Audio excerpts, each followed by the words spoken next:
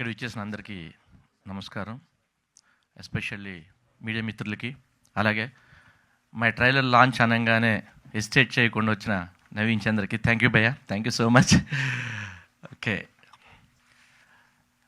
యాక్చువల్గా సక్సెస్ రావడం, సక్సెస్ తీసుకోవడం అంటే నేను ఎప్పుడూ కూడా ఏంటంటే నేనేది సక్సెస్ చేసింది ఏమీ లేదు, బట్ నాకు సక్సెస్ని ఇచ్చారు అందరూ. ఎట్లా అంటే ఒక మంచి కంటెంట్ ఉంటే అవును మేడం ఇది శ్రీరామ్ గారు అయితే ప్రాపర్గా ఎగ్జిక్యూట్ చేస్తారు, డెఫినెట్గా ఆయన చేతిలో ఉంటే బాగుంటుందని చెప్పి ఆవిడ ఎప్పుడు కూడా అలా నా మీద నమ్మకంతో ప్రతి ప్రాజెక్ట్ నా చేతిలో పెట్టి, అంటే ఆల్రెడీ ఒక వాళ్ళని నమ్మి ఇది సక్సెస్ అవుద్దని చెప్పి నాకు ఇచ్చి నన్ను సక్సెస్ చేశారు తప్ప నేను సక్సెస్ ఇచ్చింది ఏమీ లేదు. ఓకే, ఈ కంటెంట్ గురించి మాట్లాడాలంటే ఫస్ట్ రైటర్తో మాట్లాడాలి. రిక్కీ చేసిన తర్వాత ఆల్మోస్ట్ నేను ఒక 10 to 15 కంటెంట్స్ విన్నాను. ఎక్కడా కూడా నాకు ఏ సబ్జెక్టు నచ్చలా.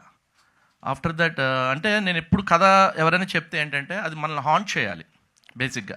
అంటే కథ గురించి మనం ఆలోచించాలి, ఈ సీన్ అలా ఉంది, ఆ సీన్ అలా హాంట్ చేస్తే డెఫినెట్గా సక్సెస్ అని నేను నమ్ముతాను. ఫస్ట్ టైం దివ్య గారు వచ్చి నాకు, అంటే యాక్చువల్గా దివ్య గారు నాకు చెప్పలేదు ఫస్ట్, అది ఎక్కడెక్కడో తిరిగి ఆ తర్వాత జీకి వచ్చి జీలో చెప్పి, సో జీలో చెప్పిన తర్వాత ప్రొడ్యూసర్ ఎవరు అని అనగానే శ్రీరామ్ గారికి ఇద్దాం అని అను మేడం అంటే ఇమీడియట్గా ఆవిడ ఓకే అండి, శ్రీరామ్ గారితో నేను రెక్కి వర్క్ చేశాను కాబట్టి ఓకే ఐఎమ్ హ్యాపీ అని చెప్పి ఆవిడ నా దగ్గరకు వచ్చి నాకు కథ చెప్పంగానే నేను ఎంత హాంట్ చేసిందంటే కదా భలే ఉంది కాంటెంట్, ఇలాంటి కాంటెంట్ చేస్తే డెఫినెట్గా సక్సెస్ అవుతుందని చెప్పి ఇమీడియట్గా ఫస్ట్ డేనే నేను ఆవిడ చెప్పగానే చాలా బాగుంది దివి గారు అంటే, నేను తర్వాత కూడా 2-3 సార్లు ఆవిడ కాల్ చేసి చెప్పాను చాలా బాగుంది కదా, చాలా బాగా చేశారు అని. అంత ఎగ్జైటెడ్గా ఉందన్నమాట స్క్రిప్ట్. నెక్స్ట్ అభిజ్ఞ దగ్గరికి వస్తే నేను ఒక 2-3 హీరోయిన్లు చూసాం, దీనికి హీరోయిన్ ఎవరు అని చెప్పి. అందులో ఒక ముగ్గురిని సెలెక్ట్ చేసుకున్నాం. ముగ్గురిని సెలెక్ట్ చేసుకున్న తర్వాత అభిజ్ఞ ఆఫీస్కి వచ్చి స్క్రిప్ట్ చదివి నాకు చాలా బాగా నచ్చింది, నేను చేస్తాను అంది.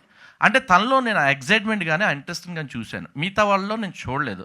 సో దట్ ఇమ్మీడియట్గా నేను ఒకటే రిక్వెస్ట్ చేశాను, కష్టపడాలి ఈ ప్రాజెక్ట్ వర్క్, ఎందుకంటే నేను చాలా రిస్ట్రిక్టెడ్గా లిమిటేషన్లో పనిచేస్తాను. ఫస్ట్ టైం నేను బేసిక్గా ఎప్పుడు లిమిటేషన్లో పనిచేయను, బియాండ్ బడ్జెట్లు పని చేసుకుంటే వెళ్తా. సో నాకు ఆ ప్రాబ్లం ఉంది కొంచెం, దీనికి మాత్రం నువ్వు కష్టపడి పని అంటే లేదు సార్ డెఫినెట్గా నేను చేస్తాను అని చెప్పి తను ఎంత బిలీవ్ చేసిందంటే ఈ కథని చాలా అంటే 110% బిలీవ్ చేసింది అమ్మాయి. అనగానే నాకు చాలా హ్యాపీ అనిపించింది. అంటే ఈ మధ్యకాలంలో నేను ఒక అమ్మాయిని అలా చూడలేదు, అంటే కాంటెంట్ నచ్చి నేను చెయ్యాలని తను ఫిక్స్ అయిపోయింది మెంటల్గా, అలాగా తను ఇక్కడికి వచ్చింది. అఫ్కోర్స్ మిగతా వాళ్ళు అలా కాదని కాదు కానీ, బట్ డైరెక్ట్గా నేను ఆ ఇంటరాక్షన్ చూశాను, ఆ అమ్మాయిలో ఆ బిలీఫ్ని చూసాను. ఈ క్యారెక్టర్ నేను చేస్తే డెఫినెట్గా నాకు మంచి పేరు వస్తుంది, సక్సెస్ఫుల్ ప్రాజెక్ట్ అని చెప్పి ఆ పిల్ల అంత బిలీవ్ చేసినప్పుడు ఏంటంటే ఆబ్వియస్లీ అంటే దే పుట్ మోర్ ఎఫర్ట్ అనమాట దానికోసం.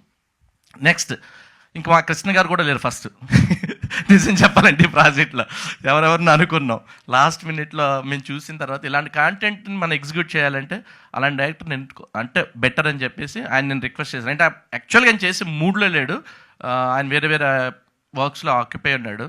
అందుకని నేను రిక్వెస్ట్ చేస్తే ఆబ్లిగేషన్ మీద నా మాట కాదనలేక లేదు సార్ చేస్తానని చెప్పి ఆయన రావడం. సో అంటే సెట్ ఆఫ్ థింగ్స్ లాగా ఈ ప్రాజెక్ట్కి అన్నీ అలా కలిసి వచ్చినాయి. తర్వాత మాకు అఫ్కోర్స్ క్యాస్ట్ అండ్ క్రూలో కూడా ఏంటంటే నేను చాలా బిజీ ఉన్నాను వేరే వర్క్స్తో, సో దీని మీద ఎక్కువ ఫోకస్ చేయడానికి లేకపోతే నేను ప్రవీణ్ నా ఫ్రెండ్ని అడిగితే దగ్గరుండి తను ఎగ్జిక్యూట్ చేసి ఏం కావాలో అది ప్రతిదీ తన నెత్తి మీద వేసుకుని పనిచేశాడు. అలాగే మా అంజీ బాలు అందరూ కూడా ఎంత కష్టపడ్డారంటే మా సిద్ధు వీళ్ళందరూ కూడా ప్రతిరోజు ఈ ప్రాజెక్ట్ మీద ఎంతో ఎఫర్ట్ పెట్టి పనిచేశారు.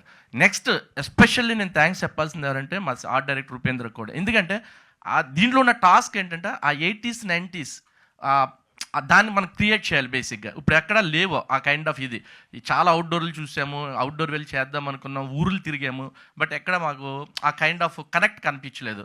సో ఇక్కడ వరకు మనం ఎక్కడి వరకు ఏం చేయగలుగుతాం అని చెప్పేసి కొన్ని ఫిక్స్ చేసుకున్న లొకేషన్స్, అక్కడ సెట్ ప్రాపర్టీ మమ్మల్ని తీసింది ఏంటంటే సెట్ ప్రాపర్టీ అండ్ కాస్ట్యూమ్స్.